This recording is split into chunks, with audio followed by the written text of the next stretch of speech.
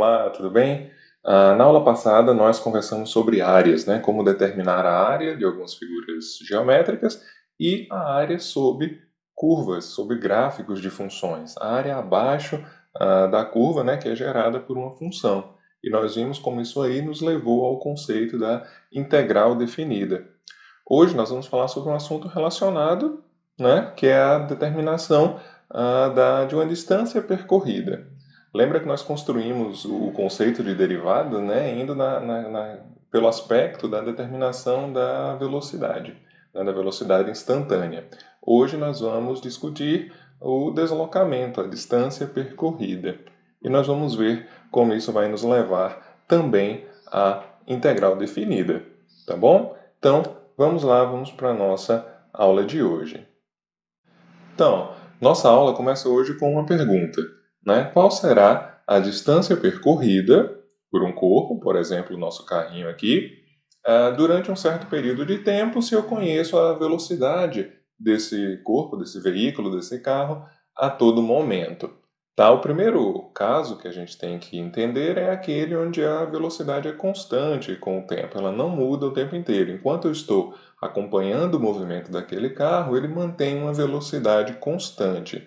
Tá? Numa situação como essa, de velocidade constante, a distância percorrida, né, vai ser simplesmente a velocidade, que aparece, por exemplo, no velocímetro do carro, né, versus ou vezes o tempo que você registrou. Né? Por exemplo, se durante todo o trajeto, né, o seu carro estava lá a 60 km por hora, 60 km por hora, e você registrou aí a sua viagem demorou 1 hora, né? Se demorou 1 hora, então hora que vai embora significa que você percorreu 60 quilômetros. Essa foi a sua distância percorrida. Se você manteve uma velocidade constante de 60 quilômetros por hora durante 1 hora, tá? Se a sua viagem durou mais tempo, se a sua viagem durou 2 horas, se a sua viagem durou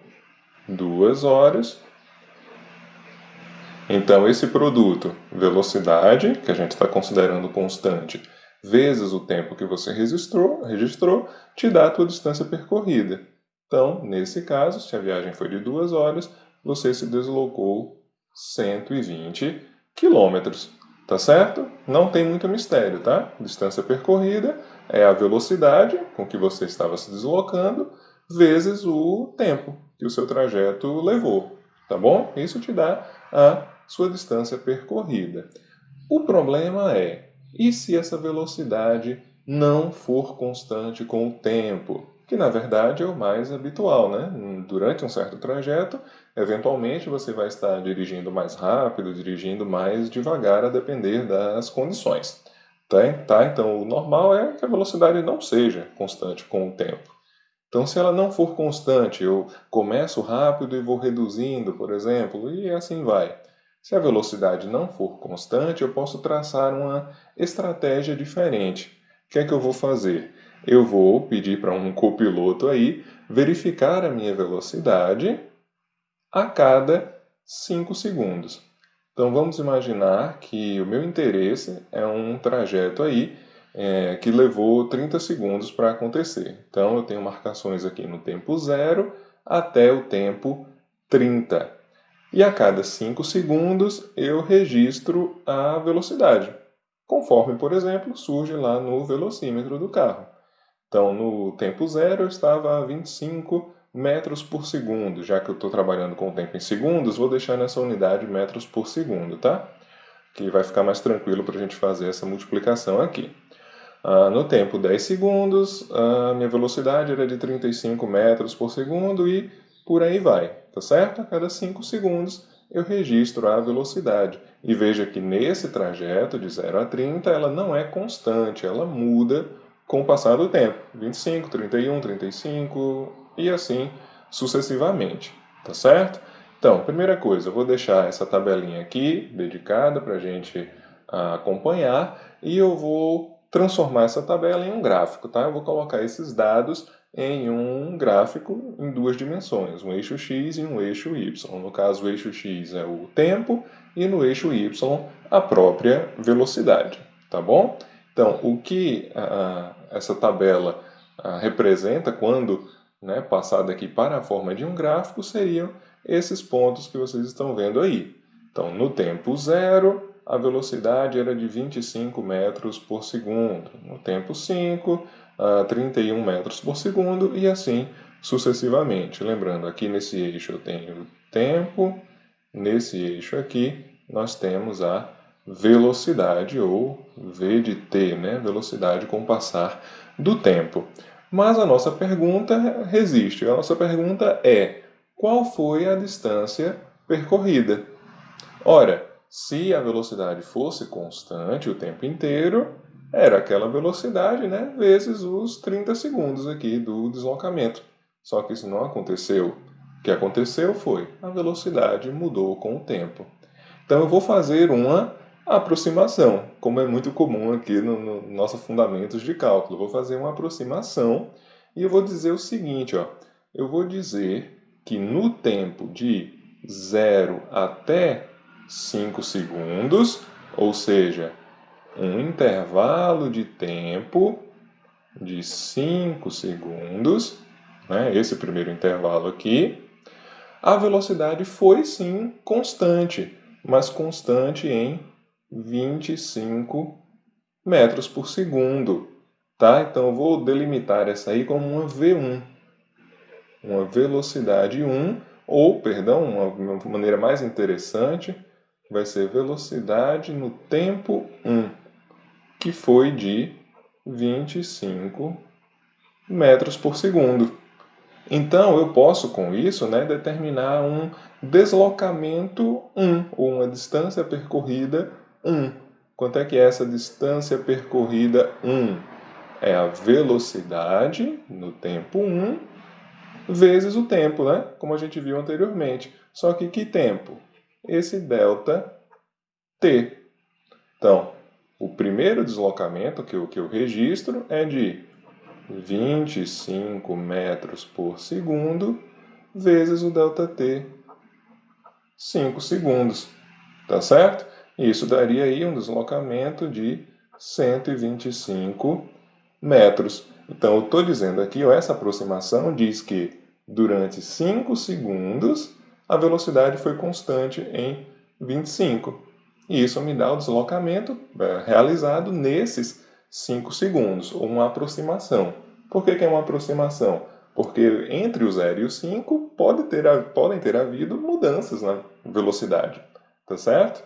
Então, se eu quiser o deslocamento do intervalo inteiro de 0 a 30, eu tenho que fazer isso para todos os intervalos, tá? Para cada um desses intervalinhos aí de 5 segundos. Então, se eu quero o deslocamento total, que eu vou chamar de d, eu preciso da velocidade no tempo 1 vezes o ΔT, que é essa porção que a gente calculou aqui, mais, porque o deslocamento não foi só isso, uma velocidade no tempo 2. Qual é essa velocidade no tempo 2? 31 metros por segundo, porém no intervalo de 5 até 10 segundos. O ΔT é o mesmo, tá? O ΔT continua sendo 5 segundos. É a diferença de tempo vezes o ΔT, que vai ser o mesmo para todos os pontos, tá? Mais velocidade no tempo 3. Então, eu estou assumindo que eu tenho uma velocidade constante de 35 metros por segundo no intervalo de 10 a 15. Então, vezes ΔT. Mais velocidade num tempo 4 agora, vezes um ΔT.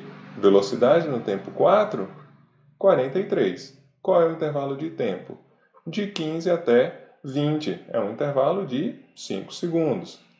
Mais velocidade num tempo 5, ΔT, 47, de 20 a 25, mais uma velocidade no tempo 6, vezes o ΔT, uma velocidade de 46, de 25 até 30 segundos. E aí encerrou meu intervalo, tá? A gente não vai considerar esse valor aqui. Você vai ver já já por quê.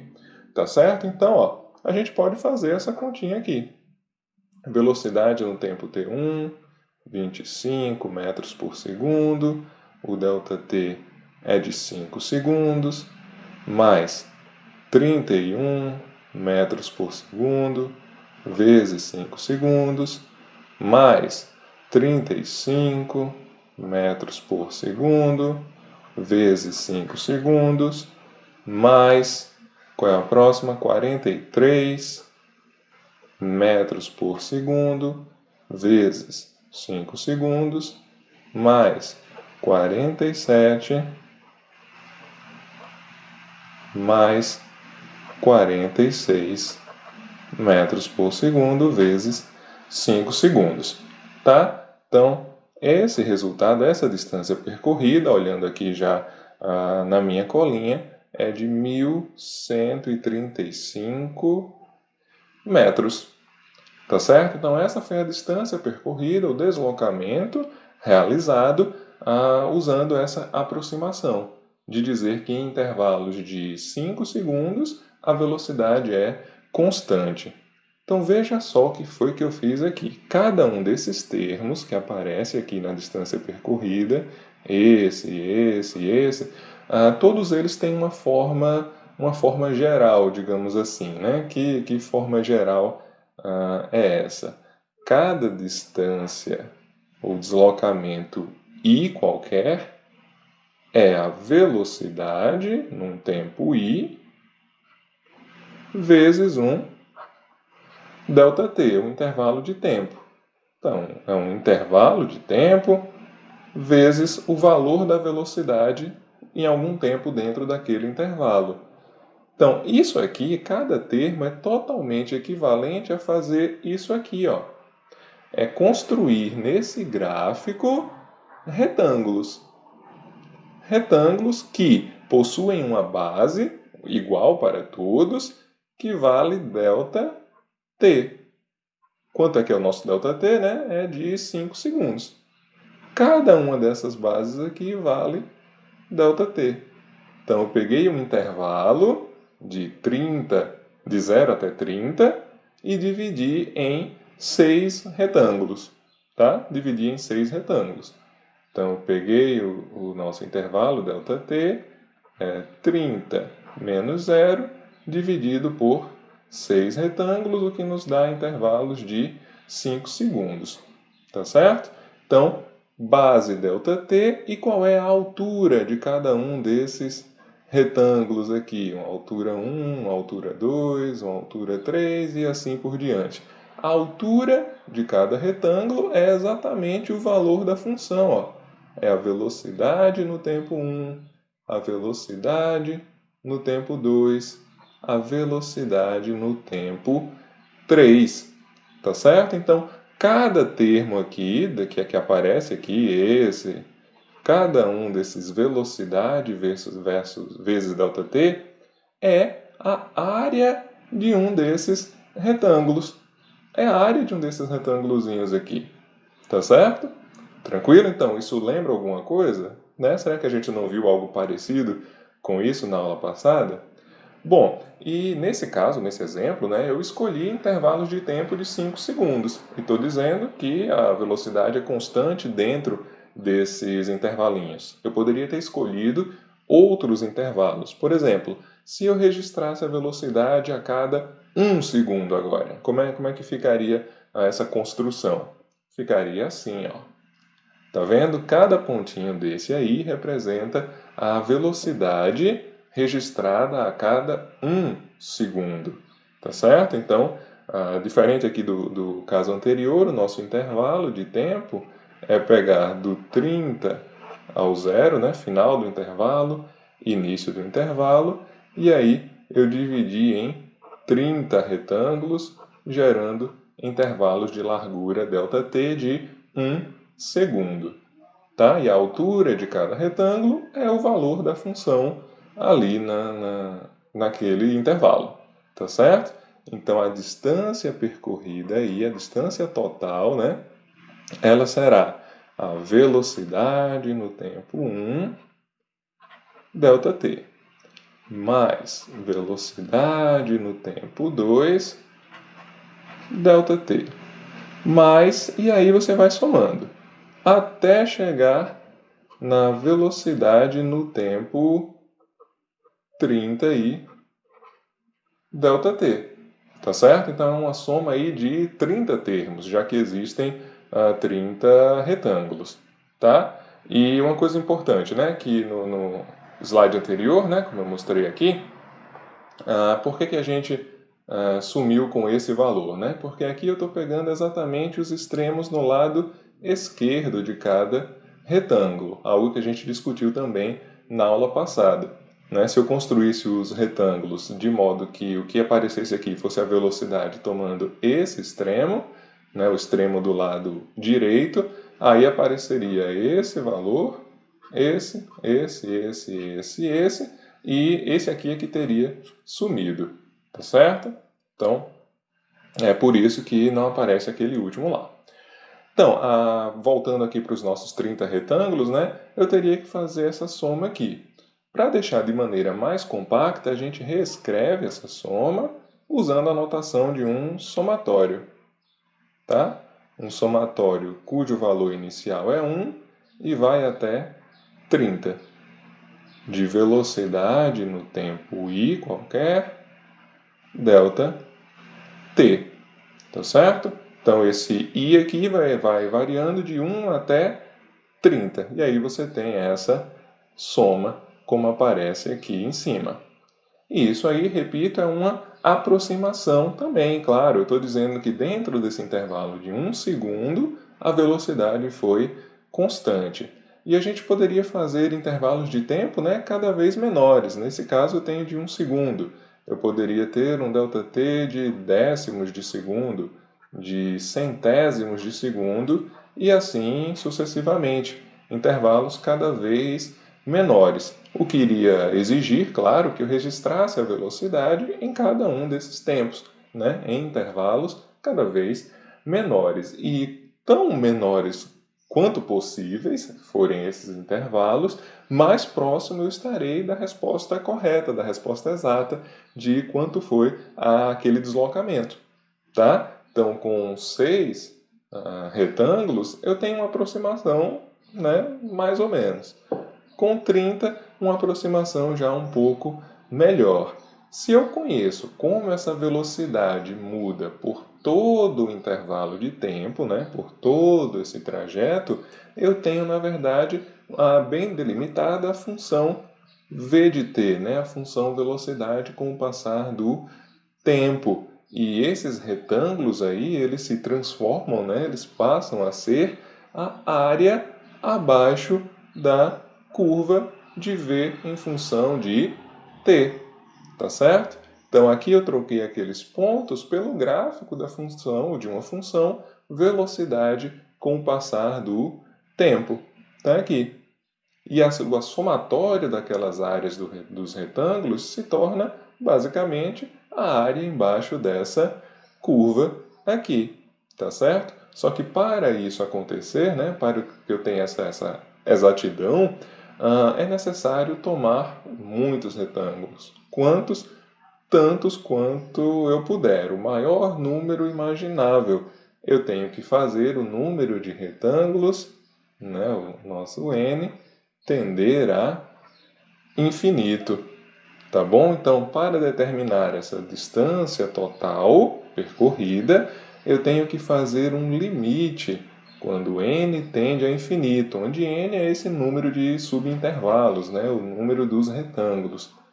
E dentro desse limite eu tenho o quê? Velocidade, valor da função, vezes o intervalo de tempo.